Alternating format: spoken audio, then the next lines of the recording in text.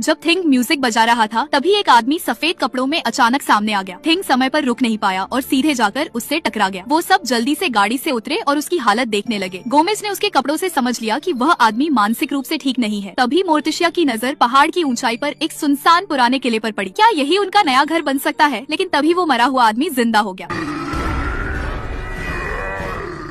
लेकिन गोमेज ने कहा कि धन्यवाद पुराने दोस्त, अब तुम ही हमें रास्ता दिखाओ। इस तरह वह बिना सोचे समझे गोमेज का नौकर बन गया। कुछ ही देर में वे उस किले में पहुंच गए। गोमेज ने मोहर तोड़कर दरवाजा खोला। जगह डरावनी थी, दीवारों से खून की बूंदें टपक रही थी। कोई और होता तो डरकर भाग जाता, लेकिन एडम्स फैमिली को ऐसे ही घर पसंद थे, इसीलिए उन्होंने वहीं बसने का फैसला किया। जल्दी ही उनके दो अजीब बच्चे हुए। बड़ी बेटी का नाम बुधवार रखा गया। उसे गिलोटिन के नीचे सोना पसंद था। अगर हर सुबह पेड़ की आत्मा उसे नहीं जगाती तो वो अब तक कई बार मर चुकी होती। उसका छोटा भाई पक्सली तो उससे भी ज्यादा डरावना था। उसे अपने पापा पर खुद बनाए हुए हथियार आजमाना सबसे अच्छा लगता था। भाई बहन बहुत करीब थे। बुधवार का प्यार जताने का तरीका था पक्सली को जिंदा दफना देना। और इसी तरह एडम्स फैमिली उस डरावने किले में खुशी खुशी रहने लगी। सब कुछ ठीक चल रहा था जब तक कि एक दिन किले के चारों ओर छाई धुंध हटने लगी और उनके सामने एक सुंदर छोटा शहर दिखने लगा। उसी वक्त रियल एस्टेट एजेंट मार्गो कुछ क्लाइंट्स को एक नया घर दिखा रही थी। जैसे ही उसने पर्दा हटाया सब लोग दंगे रह गए। सामने पहाड़ पर वो डरावना किला दिख रहा था। मार्गो डर के मारे बेहोश हो गई। जब किले का पता चला तो एडम्स फैमिली ने सोचा कि अब वे गांव वालों को जाकर बताएंगे कि वे खतरनाक नहीं है। लेकिन जैसे ही गांव वालों ने उन्हें देखा सब डर गए। जब उन्होंने पगजली को कुत्ते की तरह जमीन से पानी पीते देखा तो वो सब घबरा गए और भाग गए। और तब से गांव वाले एडम्स फैमिली को राक्षस समझने लगे।